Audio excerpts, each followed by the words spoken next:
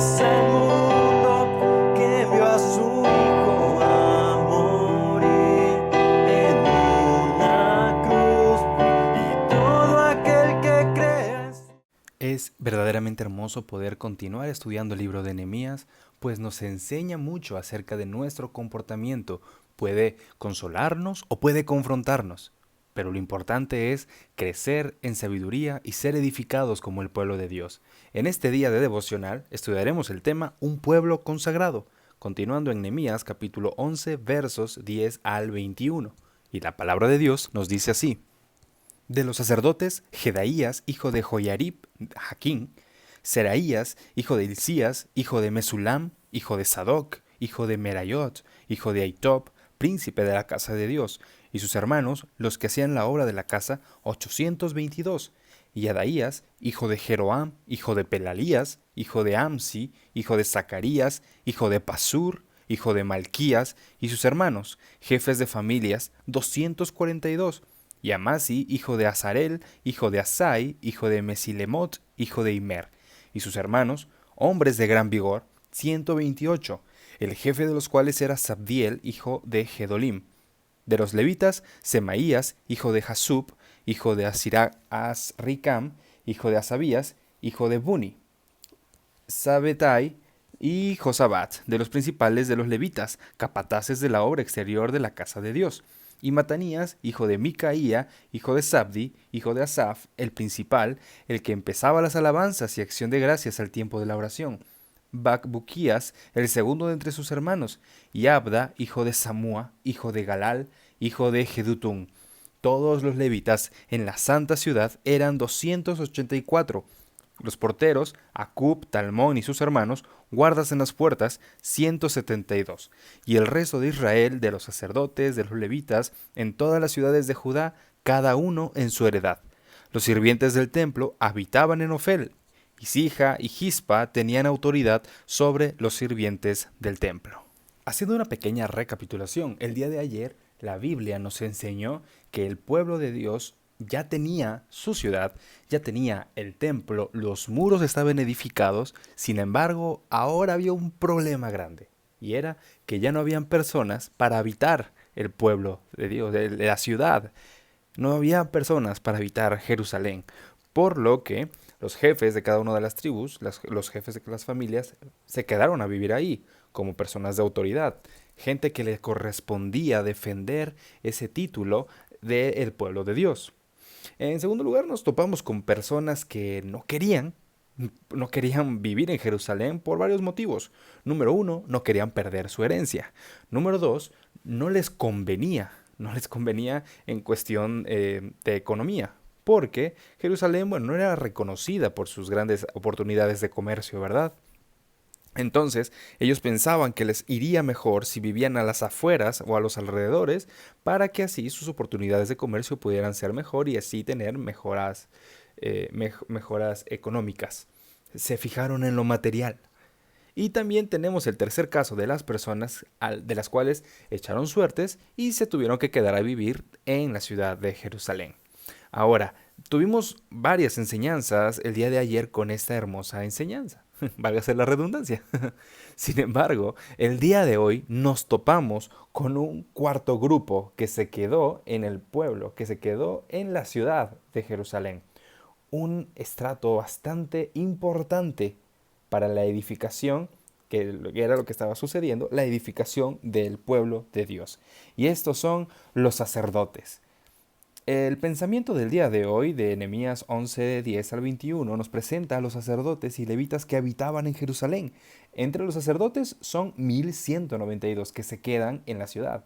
Entre ellos, Jedaías, Jaquín, Seraías, Adaías, Amasai, y Sabdiel.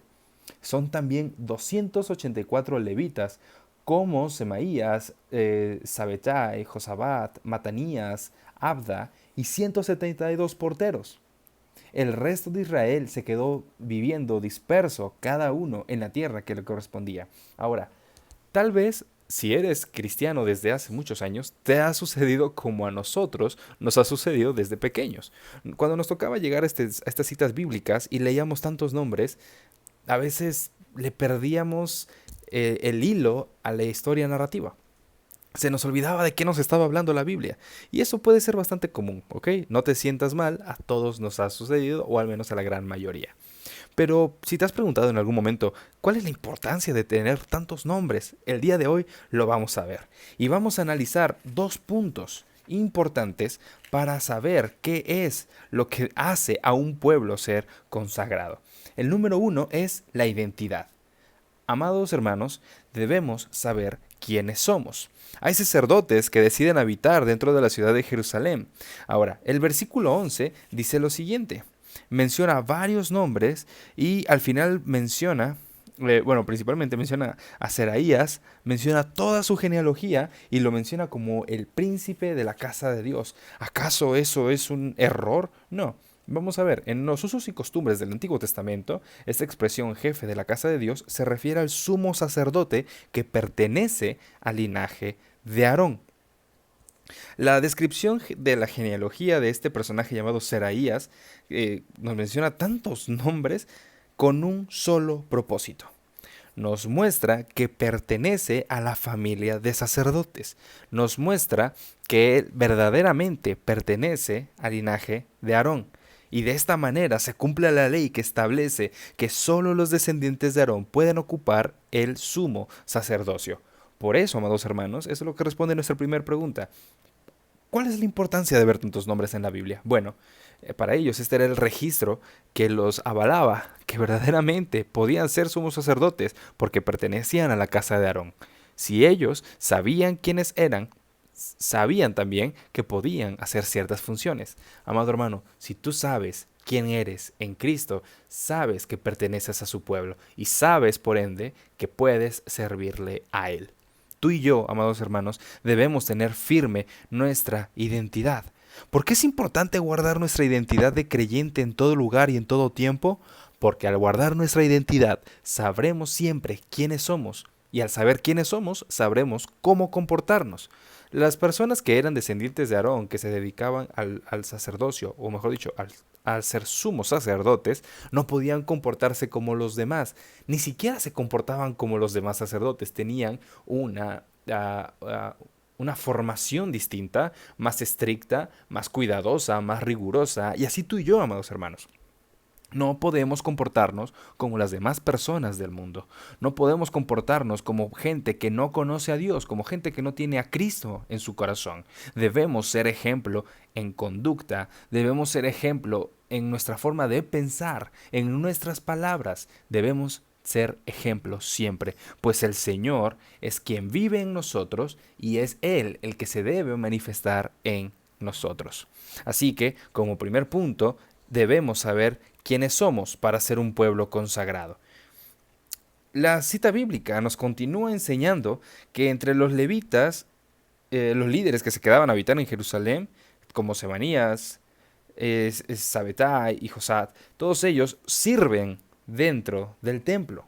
Este es parte también de este nuevo grupo que se queda en el templo. El Señor está fortaleciendo espiritualmente a su pueblo. Ya lo fortaleció estructuralmente, ya le dio sus muros, ya levantó la ciudad y ahora está teniendo mucho cuidado el Señor en cuidar, en establecer el espíritu de su pueblo, cuidar el espíritu y el crecimiento de su pueblo. Por eso es que también permitió que levitas se quedaran ahí. Los descendientes de Asaf son los músicos del templo. Por eso dice el versículo 17 de la siguiente forma. Menciona un montón de nombres. Matanías, hijo de Micaía y toda su genealogía. En pocas palabras, todos son hijos de Asaf. El principal, el que empezaba las alabanzas y acción de gracias al tiempo de la oración. Se puede entender eso como el que cantaba y empezaba con oraciones. Según los usos y costumbres de los judíos, ellos escribían sus oraciones. Así como se prepara una predicación, como preparamos estos devocionales también, se escriben, se hace una comparación con la Biblia para no estar diciendo nada errado. Bueno, así también ellos escribían las oraciones. Tú y yo tal vez las podemos improvisar en la congregación, pero ellos no, las escribían. ¿Y eso hace que se pierda la espiritualidad? No, en realidad es algo bastante loable, pues ellos dedicaban ese tiempo y esa preparación a una oración que compartirían con todo el pueblo dirigida a Dios. Entonces, estas son las alabanzas y acción de gracias que levantaban al Señor. Amados hermanos, el saber quiénes somos, el tener identidad, nos conlleva siempre al segundo punto, que es la consagración. Saber que somos dedicados y destinados al uso exclusivo de Dios. No podemos ser utilizados en ninguna otra actividad. No tenemos derecho de entregarnos a alguna actividad del mundo. No tenemos derecho, porque ahora no nos pertenecemos a nosotros, le pertenecemos a Dios. Somos un pueblo consagrado a Dios. Sabemos quiénes somos y sabemos lo que debemos hacer. Debemos servir a Dios, amados hermanos. Menciona muchísimos nombres. Menciona también a personas que se quedaron como porteros para hacer guardia en la ciudad. Y eso es algo importante también, porque menciona personas que quieren servir a Dios, en el área que sea. Menciona desde el sumo sacerdote, la persona que está llevando a cabo los sacrificios y el culto al Señor, hasta las personas que cuidan la entrada. Y tú puedes decir, bueno, ¿eso qué tiene de relevante para mi vida, para mi crecimiento espiritual? Amado hermano, lo tiene todo. El culto y la administración del templo van tomando forma gracias a la consagración de los levitas y otros servidores dedicados a la obra de Dios. El crecimiento y la fortaleza de la congregación local es base de lo que tú y yo hacemos ahí. El Señor nos pone con un propósito en la congregación. Si tú y yo lo llevamos a cabo, haremos una congregación fuerte. Si somos miembros fuertes, haremos congregaciones fuertes. Es lo que el Señor busca para nuestras vidas. Amados hermanos, quienes en la iglesia sirven en las mesas son tan necesarios como los que se dedican a la oración y al ministerio de la palabra, tal como nos lo enseña Hechos 6, 2 al 4, cuando los apóstoles dijeron, no podemos, no es justo que nosotros dejemos la palabra de Dios para servir a las mesas. Buscad, pues, hermanos, entre vosotros a 7 varones de buen testimonio, llenos del Espíritu Santo y de sabiduría, a quienes encarguemos este trabajo. Amado hermano, aquí tenemos una enseñanza también muy grande. Si tú estás sirviendo, y esto se lo digo a cada uno de los hermanos que sirven en la congregación, puede ser en la predicación de la palabra, en la enseñanza, en el liderazgo e incluso como cada uno de nosotros que compartimos los devocionales, servimos incluso en la limpieza del templo, en comprar productos para la congregación, en recibir a los hermanos, en despedir a los hermanos, en limpiar el templo, bueno, el edificio para después del culto, bueno. Para ti, hermano, que haces alguna de estas actividades, tienes la responsabilidad, como dice Hechos, que estés lleno del Espíritu Santo, lleno de sabiduría, o sea, lleno del conocimiento de Dios.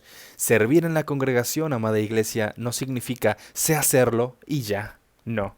Sé hacerlo muy bien, no. Está muy bien que sepas hacer cualquiera de estas actividades, pero lo principal es ser lleno del Espíritu Santo. Debes tener un buen testimonio y debes conocer quién es Dios. Pero hermano, ¿a poco necesito tener tanto conocimiento de Dios, tener buen testimonio para lavar los baños del templo? Así es, hermano. Debes tener y debemos tener un buen testimonio, debemos ser llenos del Espíritu Santo. ¿Y cómo sé que soy lleno del Espíritu Santo? La Biblia nos dice que una persona llena del Espíritu Santo es aquella que va cambiando su vida cada día conforme a la semejanza de Cristo. Eso es lo que nos enseña la Biblia acerca de una persona llena del Espíritu Santo. Si tú eres así, de ese tipo de personas, excelente, vas por buen camino para gloria de Dios. Y debes estar lleno de sabiduría. Y la sabiduría, recordemos, es aquel conocimiento para comportarnos conforme a la palabra de Dios, actuar conforme a la palabra de Dios. Pero hermanos, que yo nada más estoy lavando el baño, puedes pensar, sí. Pero no es lo que estamos haciendo, es para quién lo estamos haciendo. Amados hermanos, somos un pueblo consagrado. No somos cualquier grupo, no somos un club social. Somos personas dedicadas al servicio de Dios. No menospreciemos ninguna de las actividades, pues así como el pueblo de Dios se fue restaurando y está siendo edificado en la historia que estamos siguiendo, tanto en lo social como en el culto que le dedican a Dios, nosotros también debemos ser edificados de esa forma. Cuidar el culto que le rendimos a nuestro Dios. Por ello, prepárate, conoce del Señor, Pues así, número 1, tendrás identidad en Cristo, sabrás quién eres. Y esto te llevará a una consagración total al Señor. Este ha sido el tema del día. El día de mañana continuaremos con la historia y con más enseñanzas de parte del Señor a nuestras vidas. Que Dios te bendiga y el Señor bendiga su palabra en nuestros corazones. Nos vemos pronto. De manera amó Dios el mundo.